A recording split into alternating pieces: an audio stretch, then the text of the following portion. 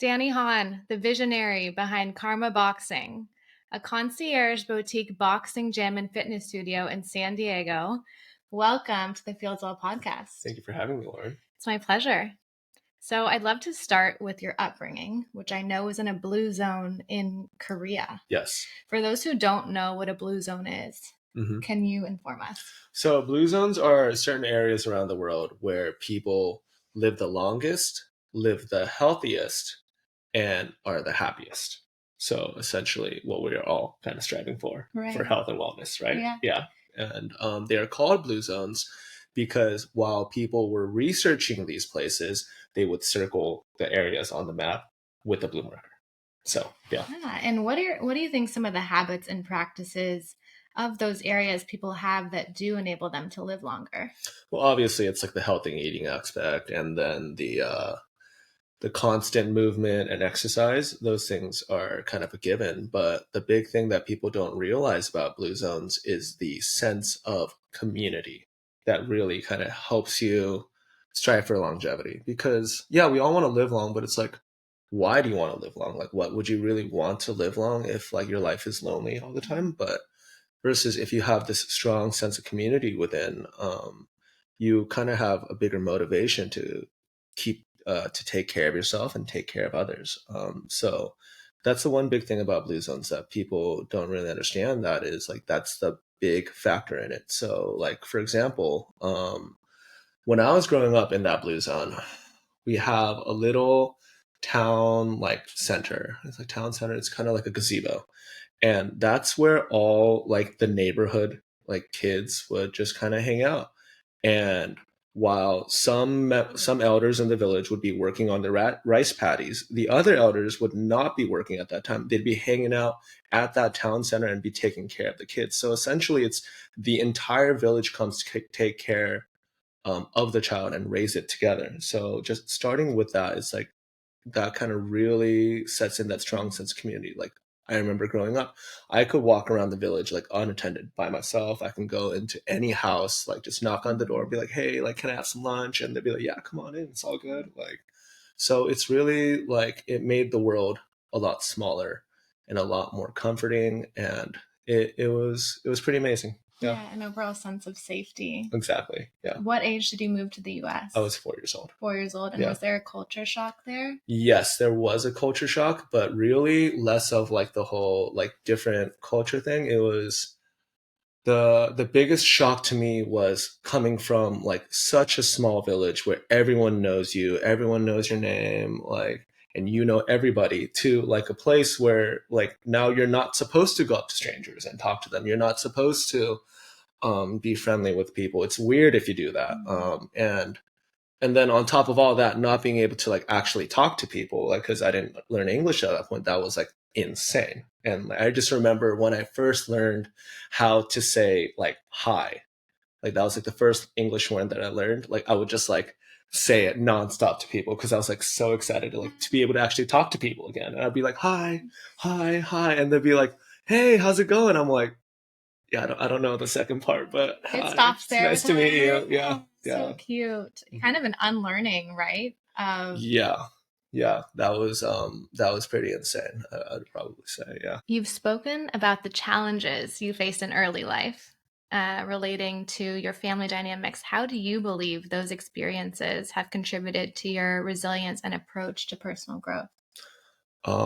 Obviously, like you learn how to overcome challenges, but the big thing that really taught me is how to be kind to people, because I just remember how hard it was for me to just continue on with life. Like just being able to move forward with life was just so difficult. And that's the thing about like people where everyone's like, oh, I'm self-made, I'm self-made. Like you're not self-made, because while I was on that journey, there were just like little glimpses of kindness that people would show me, and that people would show that they believed in me. And that's what really like was able to just kind of take one step at a time and just like one day at a time. So like just going through that kind of hardship and that trials and tribulations is it taught me that like just a little bit of kindness can go such a far way for people. It's often the people that are the most guarded and the most angry, the ones who lash out at the world, like those are the people who need the kindness the most. So I always make sure whenever I see that kind of person who has that negative interaction with the world, I try to be a positive like influence in their life. Yeah. That's great. And what specifically drew you into boxing as a way to channel your anger and express yourself? It was a way of expression at first because when you have all that kind of pain inside and that hurt inside and that anger inside of you, just you don't even need anyone to like solve anything for you. You just almost kind of want to vent. You just want people to know that you're feeling this way. And for me, it was a way for me to show people like, dude, I am like mad. Like I'm pissed off. I'm hurt. And, you could say these things and people would just kind of listen, or you could like, actions speak louder than words. And I would just get in fights all the time at school, just cause I wanted people to know how angry I was. And then sooner or later I was like, okay, like there's probably like a more productive way to go about this kind of anger. So I started actually like just like training boxing at a gym. Yeah, it's so interesting Yeah. because oftentimes, for me, I've felt like I've wanted to fix someone or like make it better for them Yeah. by being like, but look at all these other things you have going for you. Mhm. But when someone's angry or hurt, that's not really what they want. They don't want to be fixed. They Yeah. want to be maybe seen Just heard. and That's it. heard. Yeah. Yeah. Yeah. How did your initial years of boxing, so in the beginning, like how did that process help transform the emotions you were having?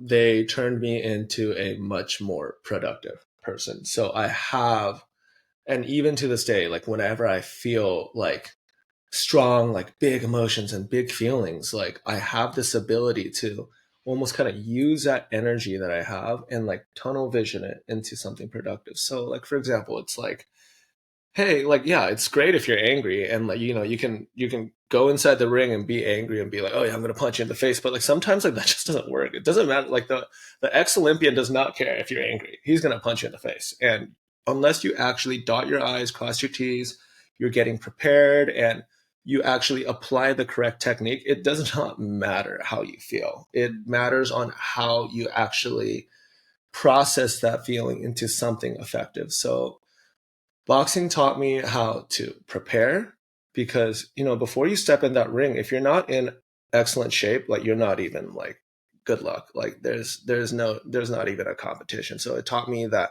I need to prepare before I even get in the ring. It taught me the biggest thing is emotional regulation.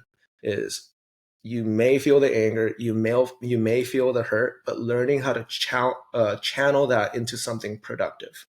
So yeah. And when you were younger, and getting in these fights and then started boxing, did you take yourself to a boxing gym or were your parents like, let's get you into It was boxing? all me. My Oh, parents you. did not want this. They were just like, please choose something different. Like, please just do something else. And I'm just like, no, like Yeah, this is what I want to do. this is And my path. yeah, and just sometimes it just takes knowing that, like, as long as you know it, that's all that matters. Like, you don't need the support of everyone else. Sometimes it's just you just have to have the conviction of knowing that this is the path for me, and then just man up and do it. Because no one else can see the vision like you can. Exactly. And Yeah. I'm with you with the fitness and the release. We have all these pent up emotions. It's so Yeah. good for people to have a way to release them. And what an incredible way to either box or work out and use fitness as the method to do that. Yeah. You mentioned when younger that you trained to be a Buddhist monk. Yeah. Let's talk about that experience. How has it influenced your life philosophy and approach to boxing and coaching? So that was before the fighting, where I was just like, I was getting in the fights and I was like, dude, like, I'm just like, so like, it just hurts to exist. Like, and, I grew up Buddhist and I was like, okay, well, like, maybe I should just become a monk. Like that seems like the right way to do it. Cause all I wanted was to like, to stop feel the pain anymore. And so, yeah, I trained in a monastery to become a monk. We would, it taught me, we would wake up early in the mornings, do our Buddhist prayers, chants, like do our the 108 vows in the morning, spend the entire day studying scriptures, and then prepare lunch ourselves, eat, more meditation, more chanting, more prayers. And it taught me what a glimpse of like what inner peace looks like. It taught me like, okay, like this is what it feels like to have my mind cleared. But then I realized I actually get more of this through the fighting. Like, it's like anyone can like stay calm, like when you're in like this beautiful, like serene temple and it's just like all quiet and everyone's just like meditating and there's like the sound bowls going up. That's easy. But can you stay calm when someone is like throwing haymakers at your head and trying to take your head off? Like when you're able to achieve peace during the chaotic moments, that's when I feel like you truly achieved inner peace. It's you see a lot of Buddhist monks meditating under ice cold waterfalls, and the reason we do that is because yeah, once again, anyone can like meditate in like a chill environment, but when you can clear your mind while that like freezing cold water is just pounding on your head, and you can just think about just nothingness as you're doing that, that's true meditation and that's true inner peace. And for me, boxing is just my ice cold waterfall. That's so powerful. The ability to stay calm in the midst of madness. Yeah. They say that in between stimulus and reaction is the power of freedom. That's a Viktor Frankl quote. And, you know, he obviously knows a little bit about the power of freedom. For those who don't know, Viktor Frankl survived a Nazi concentration camp and went on to write books about getting to choose, right, the way that you see things and the way that you go on with your life. And it's our power in getting to choose how we respond that is our freedom. He was like, yeah, the one thing they could never take away from me was the way I decided to view this, the way I decided to have my attitude about this. And that was, I remember I read that while I was younger. I was like, dude, that's like so powerful and like also a pretty credible source. Like, yeah. Definitely. Can you discuss the significance of meditation in your life and how it complements your training regime? Now, what a lot of people think about meditation is like their meditation practice is like, okay, I'm going to wake up at 5 a.m. I'm going to meditate. I'm going to do my day. Or like, I'm going to come home. I'm going to meditate and then I'm going to go to sleep. Meditation can be used in my opinion, a lot more effectively when you need it, like right away. So you could do it like in the car, like you got a fit of road rage and you're about to, you know, honk at that horn and be like, start saying words, or you could just kind of just hands on the steering wheel, take a couple deep breaths, clear your mind, go on through your day.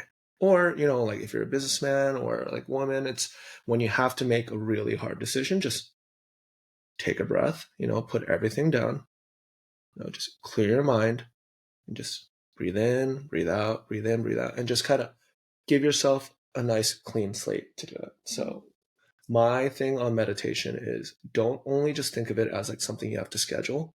Do it whenever you need it. Do it a lot more often. It doesn't have to be like this crazy 30-minute thing. It could be a 1-minute thing. That's how I always recommend people to start adding meditation into their life, is by adding it in little bits and pieces throughout your life when you need it. And you know what you'll kind of realize is you're like, dude, I've been doing this meditation for some reason every Wednesday at 4 p.m. And then you would add that into your meditation practice. Yeah. So that's a little easy way to. Big believer in meditation. And it's interesting, you know, there are now studios where people go drive their car to go sit in a room for 30 minutes, 60 minutes to just be in silence. Yeah. And to know that's just available to you at any point of the day, wherever you are. Yeah. Yeah. Your business, Karma Boxing, combines concierge service, hospitality, and athletic training. Tell us more about this unique blend and how you believe it contributes to success. I feel like it contributes to success because I put that concierge service aspect in it because I want people to understand that, number one, you are special. You are special, and I'm going to treat you special, but you have to earn it. Like, I'm going to assume that you're special and I'm going to treat you well, but you can't just walk there and just like expect hand holding. It's, listen, you are special. You're a great person. You can achieve everything that you set your mind to, but you have to put in the works. I think we talked about this before. It's like there's no amount of affirmations that you could chant in the mirror that are ever going to make you a successful person. It's the confidence that you get is from doing the work day in and day out. So when you do step in the ring or, you know, go into your version of stepping in the ring. You can look back and be like, dude, I did the training for this. I have dotted every I, crossed every T. I ran every mile. I did all the back work. I did all the sparring. I did everything that I needed to do to be prepared for this moment. And I want people to be able to translate that from an athletic standpoint to a personal standpoint on how they can apply that to their own daily lives. Mm-hmm. So how would you explain like exactly what you mean by the concierge element of your business? Just making sure like I am there with you every step of the way, from when you schedule the workout all the way to even like in between the workouts. It's not just, oh, hey, what's up? Come in, workout, boom, goodbye, see you later. It's I make sure that you are on track with your goals. I'm making sure that your health needs are being taken care of. I'm available for you 24/7. Everyone has my personal number. Um, and I really take the time to really know everyone personally. And from that personal standpoint, because I'm able to make a deeper connection with the people that I work with, I'm able to operate with them a lot more effectively and intimately. I think that's what sets, a top tier service apart is that high level of service and Yeah, that genuine connection between client and, business owner. It's not just a transaction. exactly. Yeah. And like going off of that, it's like, as a business owner, like you come across people a lot who say like, "Oh, it's not business. I mean, it's nothing personal. It's just business." I'm like, "Well, you're a terrible business owner then, because the whole point of business is it has to be a personal thing. Business is personal. When you try to cut that and like separate those two concepts, it's you take the whole soul out of the business. What a business is it's just it's something that provides value to the community. And if you don't think providing value to the community should be a personal mission of yours, then you are not in the right business. Yeah. Being of service and fostering meaningful relationships. Exactly. And I think another thing you were saying, like paying attention to the journey, even as they walk out of your gym. Um, and so going back to like, it's not just they have an intention and then they attract. It's that big action step, which is something that was missing from like the secret or the law of attraction is that like you believe it and think it and then it comes to you. Yeah. It requires action. Yep. Got to do it. You got to put in the work. Exactly. So, traveling plays a big role in your life and work. Can you share how your travels have influenced the training methods and philosophies you incorporate in karma boxing? Yeah. So just in general, like literally like training methods. Like I remember when I went over to Germany, I was training in Berlin with this German trainer, and the way that he structured the workout was just so to the T. He was like, Undia, first we will do the 5 minutes of jump rope, and then we will do the 5 minutes of shadow boxing. It's just like boom, boom, boom, boom. And he's like, there's no other way that you should be doing this. And stuff like that, where that really influenced me. And I was like, okay, like I see how much like how important it is to structure workout like this, because oftentimes in boxing and a lot of personal training spaces, people, they're not so structured. They just kind of like just kind of throw it around and see like what works. But he showed me that like there's like a rhyme, there's reason, like this is how you have to do it, and you have to structure everything out. He showed me like different training methods. Like I started using like this crazy like battle rope, jump rope like 3 years ago, like before this even like all came out and stuff. And then yeah, like let's see, when I was in France, like that was where I got a lot of like like the concierge service stuff from there. I remember I was this is actually a tennis session over there. So I don't just train at the boxing gyms. I try to do anything like athletic or service and hospitality. But I just remember like right before, as we were about to start our session, he was like, "Oh, monsieur, like, would you like an espresso before you start?" And I'm like, "Oh yeah, dude. Like actually, that sounds like pretty sick. Yeah, I would like an espresso." And I swear to God, like that made the session like 20% better. And I was like, so the first thing that I did as soon as I came back was I bought an espresso machine. And I was like, I actually could have bought like a squat rack, but then I was like, I'd rather have the espresso machine. Like, A unique offering. yeah. What other boxing gym has a nice espresso machine? So talk to us, we book a boxing session with you. We Yeah. arrive at Karma Boxing. What does that session look like? How is it broken down? And like, what's the experience you want someone to leave with? as soon as you walk on in, I always make sure to wrap everyone's hands, myself personally.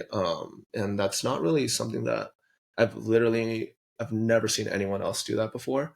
But I just think it's a nice way for me to kind of connect with the individual before the training session starts. And it's also a great way for me to just kind of gauge what kind of headspace that they are in. Like if they are walking in and I see that, listen, they only have like 75% that day, then I'm going to ask for 75%. And then technically they're actually giving me 100%. Or if I see that they're walking in, they're just like ready to go. I'm like, all right, let's go. Let's do it. You want to train hard? Let's go train hard. So it's a way for me to get the most out, getting that emotional connection out of that. The exchange is a very, very important part because you could have your physical abilities and you could have your mental abilities, but both of those things are driven by your emotions. So I want to make sure that whoever I'm working with before the session, we are in line with our kind of our path to training in terms of our emotions. So I'll start off with wrapping off the hands. We get a nice like stretch, warm up in, get some jump roping in. It's very, very important to have your hand foot coordination in boxing. We'll get a nice warm up on the assault bike because I like that piece of equipment a lot because it's so like injury proof. Like there's no way you can like really get hurt on that. Gets your cardio up. And then from there, by then I have a pretty good gauge of the fitness level of the individual and the athleticism of the individual. So I never want to like, if I sense that like, oh dude, this guy like is not going to be able to like do very, very well on the speed bag today. Like I don't want him to like leave being like, dude, I suck. Like, so I'll just maybe like instead of doing like a 10-minute speed bag like portion, I'll just do like nice easy 3, just kind of get you started up on it. And then later on, by the time we get a little bit more training on, then you'll be able to do 10, 20 minutes on the speed bag. But I made sure to build everyone up accordingly. I don't want to just like throw you to the wolves like right away. We'll do the speed bag, we'll do the double end bag, get the heavy bag work in, shadow boxing, very, very essential in boxing. If you're a trainer, if your coach doesn't make you shadow box, that's like you're not learning how to box. I'm just telling you that right now. And then I like to end off with a nice little bit of mitt work and strength and conditioning. Amazing. Yeah. Mm-hmm. Let's talk future planning and goal setting. I know that at 22, you wrote down a 10-year plan. Looking back, how has that plan unfolded for you? It unfolded pretty well. I am 28 now, and essentially all the goals that I wanted to get done by 32 have already kind of self-actualized and kind of gone past them. So I've had to, throughout the years, rewrite, and rewrite. And now it's kind of come to the point where I will rewrite my 10-year plan every Sunday. Wow. Just to make sure that, number one, making sure that the vision is staying clear and I still have the same amount of excitement for it.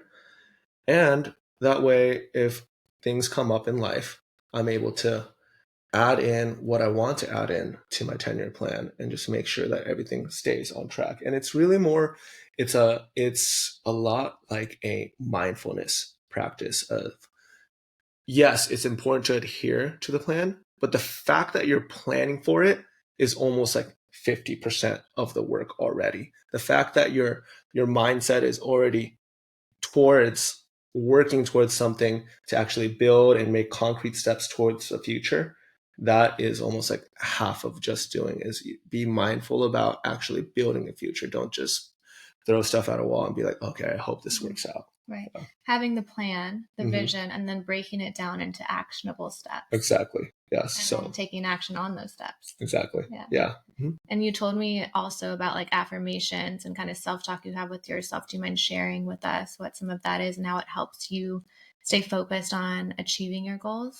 Yeah. So kind of going back to that 10-year plan, right? It's you make your 10-year plan and you think about who do I want to be in 10 years? What do I want to have in 10 years? What kind of life do I want to live in 10 years?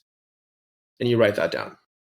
And this isn't like by the way, like a 5-minute thing. This is something that you spend like almost like half a day or an entire day doing, that you have to be truly honest with yourself on what you really want.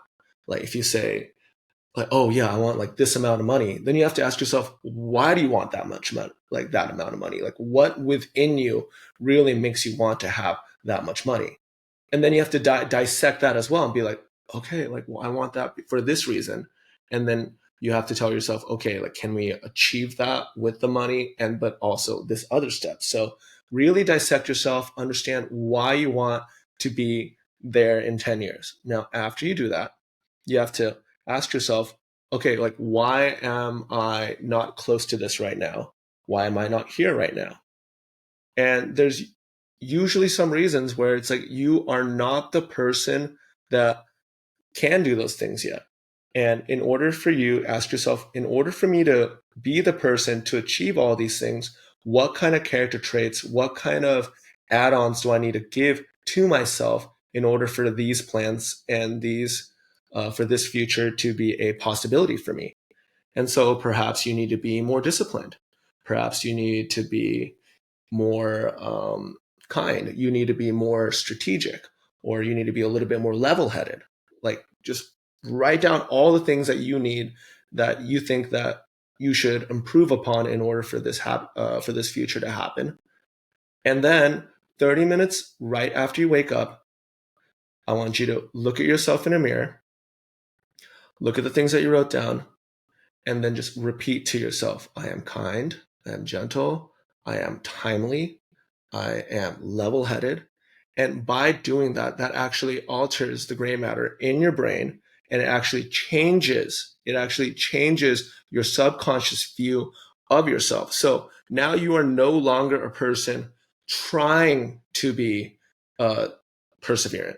You are a person who are perseverant. So you'll notice that in your day-to-day lives, you will actually be making the decisions almost out of habit, without actually like, yeah, you'll be just doing it out of habit. You are creating new habits for yourself by doing that morning habit. Yeah. When you decide the life that you want for yourself, and then look at the person you need to become in order to achieve that life, and you start to repeat affirmations in line with who that person is, and you start to make choices and decisions that are in alignment of that, as you start to walk the path, you are becoming that Exactly. person. Yeah. It's incredible. With the unique perspective and approach you bring to the world of boxing and wellness, what are your future aspirations for Karma Boxing? Um, my business philosophy is always just to just help people. That's always like been my North Star of, okay, like, how do I just help more people, or how do I help people more impactfully?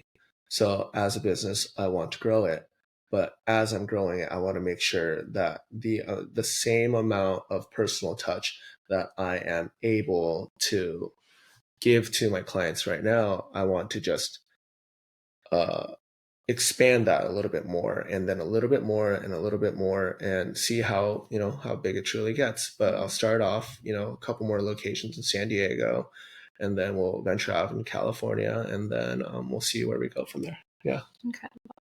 For someone struggling with their own personal challenges, what advice would you give them on finding their path to self-actualization and inner peace? All right. Well, first of all, you can do it, but You got this. yeah.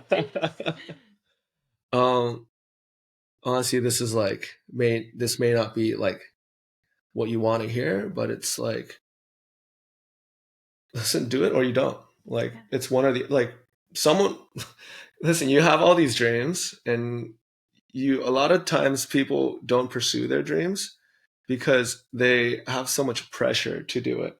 So let me tell you, it's like, all right, don't do it. That's fine. But guess what? Someone else is going to do it. That's all right. Like, don't do it. If you don't get out of bed. That's all right. Don't work hard.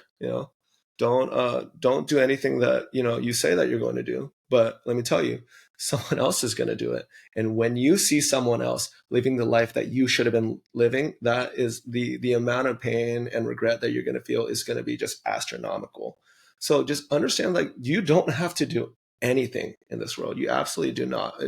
You don't have to do it. Just do it if you want to. It's only do the things that you really, really want to do. It's like, for example, like, hey, like, you may not want to work like 3 to 4 jobs, like saving up enough money to invest in a business and then launch that business and be success, call yourself a success. You may not want to do the 3 to 4 jobs part, but do you want to have the business? Do you want to call yourself successful? Okay, then understand that that's a want that you want. And in order for you to actually achieve that kind of want, then you have to do all the steps leading up to that. So really ask yourself, number one, do I really want to do this? And then once you make your decision, go ahead and do it. And you know what? If you don't want to do it, then don't do it. Someone else will. Like believing in yourself and your ability to achieve your goals, and to look at people who have already done what it is that you want to do and learn from them. And if they've done it, you can do it too. Exactly. Yeah. There's a path, follow the steps that they've taken. That's true. And then put your unique spin on it. Yeah. As we wrap up, what tips do you have for individuals looking to optimize their lives, whether through goal setting, planning, or developing more discipline? Have a schedule. Our three most valuable resources would be our time, our bandwidth, and then obviously our money. If you do not have a schedule, you will not be able to correctly manage your time. And then it's literally like throwing away money when you have like an hour or two out of your day that is unaccounted for towards either productivity or rest. It's you're literally throwing money away. So have a schedule so you can take proper control of your time, and then also keep a journal. Your journal doesn't have to be anything crazy. It doesn't have to be like, dear diary, today, It's just write down your thoughts. You need to make sure that your emotions are well regulated so that you are able to perform and achieve in the way that you want to do. So those are my two simple, like really easy things that you can start doing right now. Keep a schedule, start journaling. And in regard to boxing, yeah, why do you think it's important or suggest that people maybe incorporate it into their fitness routine? Well, first of all, in terms of fitness, it's fun. It's a sport and it's hard. And because, number one, because it is a sport, it is stimulating. So it's not just pick things up, put them down, pick things up, put them down. That kind of gets old, and that's why people burn out a lot. There's not as much mental stimulation there. But while it is a sport, it is also a very difficult sport. So you are getting the fitness aspect of it. So you'll be mentally stimulated, but also physically stimulated. That's why I think boxing is the best workout that you can do. And Danny, is there anything you'd like to leave our listeners with today? No, I mean, I feel like this is a great podcast. Thank you for having me on. And guys, tune in. Lauren Fields. Where can they find you? They can find me in Solana Beach. Find me on my Instagram, Karma Boxing, or Danny Honstrow. Wonderful. Thank you so much, Danny. Well, thanks for having me on, Lauren. You're welcome.